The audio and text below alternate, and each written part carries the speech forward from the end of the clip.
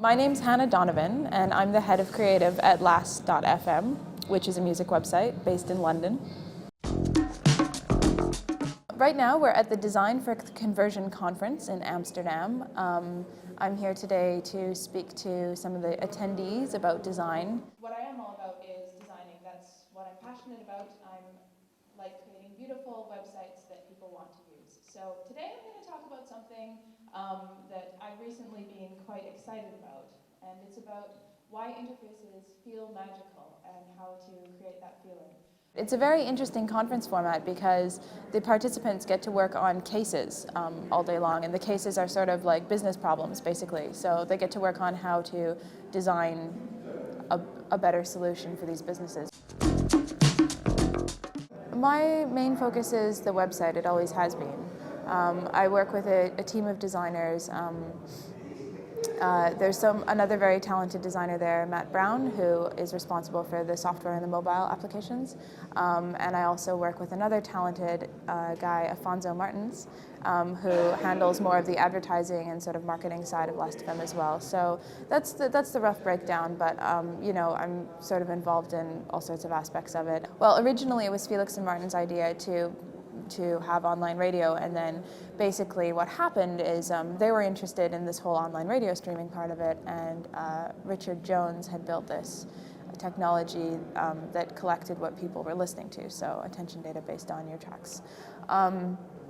And they kind of put their heads together and thought, oh hey, if we have all this data about what people are listening to, we can create some recommendations and feed that back into the radio to play people more music that they might like. So that was sort of how the whole idea of Last.fm started. At Last.fm, I guess, you know, a lot of the ideas are driven by the founders, who is Felix Miller, Martin Stixel, and Richard Jones. So those three guys invented the idea of Last.fm and the company, and they have been a huge driving force in what features to build and what to make next. So I think a lot of the credit definitely has to go to them. After that, you know, it's sort of myself. I have a lot of input, obviously, in the website. Matthew Ogle, who's the head of web product, spends a lot of time working with them as well, deciding what kind of features to build. And, you know, down to that, I mean, I guess, you know, we used to do it kind of a bit more live when we were a startup and we had a smaller user base. We just would, okay, it's a good idea, let's go, let's build it, let's get it out there and do it as quickly as possible, which is exactly what you have to do when you're a startup, when you're trying to get your ideas out there before someone else. Now that we have, you know, a larger user base and we have to be a bit more professional about these things, we don't just kind of, sometimes don't just put it out there as quickly as we might have used to, but we still have the same spirit, which is building it quickly, usually to make like an office prototype or to get some people in to take a look at it, observe how they're using it, and then sort of iterate on there. So it is a fairly collaborative, iterative process. We try to stay as agile as possible when we're developing ideas, because obviously speed is still a really critical factor when you're working on the web. The thing about Last.fm, because it's a service, you know, there's just so many, there's multiple touch points for the user. There's like, of course, the website, the mobile app, the software, you know, what we do in marketing, whether, you know, it's in real life, on-site, that kind of thing, the way users perceive our brand through other web properties, either on CBS or elsewhere. So I mean, I think, you know, it's what really gets me excited is being able to work on all facets of that and see it all come together and help design a service across all those multiple touch points. I worked very closely with the music team at Last.fm and as well as our VP marketing to do the Last.fm Presents videos you're talking about. Yeah, those have been really fun. In fact, I actually got to interview Moby when I was at South by Southwest last year, which was pretty cool. Just sort of by fluke, actually. So yeah, I mean, creating our own content has also been a part of, you know, the marketing side of Last.fm, and yeah, seeing how that comes together, you know, building content that can actually fit the product and marketing it on our product and how all that fits together those are the kind of problems that get me excited. I do think that we're moving away from music as a product. It seems to be that people are starting to become more comfortable with the idea that your music collection might live up here somewhere and that you have access to it. That music is maybe more of a service-based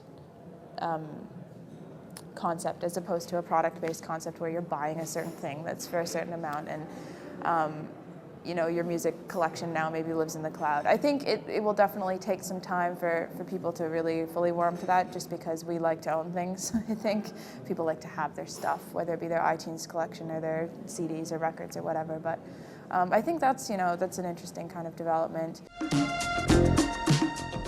More than anything else, as a designer, I'm truly inspired by people around me. I think, whether it's my colleagues who have amazing, fascinating ideas, or the users that I, build Last.fm for, just people in general. I'm fascinated with people. They inspire me so much. But there's one out there right now that really interests me, Hype Machine. Have you heard of it? Hype Machine's really cool because what they do is they aggregate music blogs, basically, so what people are writing about. And I think what's really fascinating about that is they're basically finding a way to aggregate editorial, which editorial is something that sort of, I guess, the web has kind of stayed away from, or at least the new web anyway. It sort of has a connotation of having to, have a team of editors to create things all the time, and the way that Hype Machine aggregates is incredibly smart. And I like it because there's all sorts of stuff going on and things to read about that I wouldn't get from Last.fm. Because we're just recommending people music, and we have artist pages, and it's a lot more unbiased, I guess. But sometimes you do want to hear a biased opinion about music. That's what it's about. Everyone's got an opinion. That's what makes it cool. It's art. So I think what they're doing right now is really interesting. We've done the website redesign that we did last summer was interesting. It did very well for us. I think the new radio product that we just put out recently has also been quite successful. Our iPhone app has also been quite a successful thing. There's been sort of lots of them along the way. Like I said, it's sort of the whole thing and how they all fit together, which is really exciting. Our biggest pitfall, and this is probably something that a lot of companies face, is process. Process is an incredibly important part of design, obviously. A lot of designers talk about design process, and it's an important part of development as well, and it gets even more complicated when you think about how do designers and developers work together, and to put things out on schedule and quickly and execute the ideas the way people wanted them to be, etc. I think the other thing about process that makes, in our position has been difficult is just growth. I mean, when I started with the company, there was 13 of us, and I think a year and a half later, we were almost 100 people or something. So learning to adapt process that quickly when you have people joining that fast is really tricky. And I mean, the only way around it is to just kind of keep on top of what's meant to be happening, stay focused on what you're trying to create, and continually revise the process for the people there and what you're trying to do. It will continue to grow as we have for the last little while. I certainly hope so, that it will get bigger and more people will use it and continue to scrabble their tracks to it, which obviously improves our recommendations and makes it better. So yeah, it's a bit, it's quite cool that way, the way it's sort of like, problem powers the solution, really. I want to continue to work on the web. That's what really excites me the most. I think there's just still so much to be done on the internet. It's a new medium. It's capable of all sorts of new and exciting stuff. It's changing every day. That's what makes it exciting. So yeah, I want to continue to work online. And I think also, we're facing globally right now as a global population, we're definitely facing some pretty severe challenges, environmental, economic, etc. And I think that we haven't really figured out how to use the web and leverage it for helping to solve some of those ideas. And I'd love to, take some of what I've learned with working on a large music website and put it to work in some of those other fields where I think we need to hurry up and move pretty fast to solve some of those problems.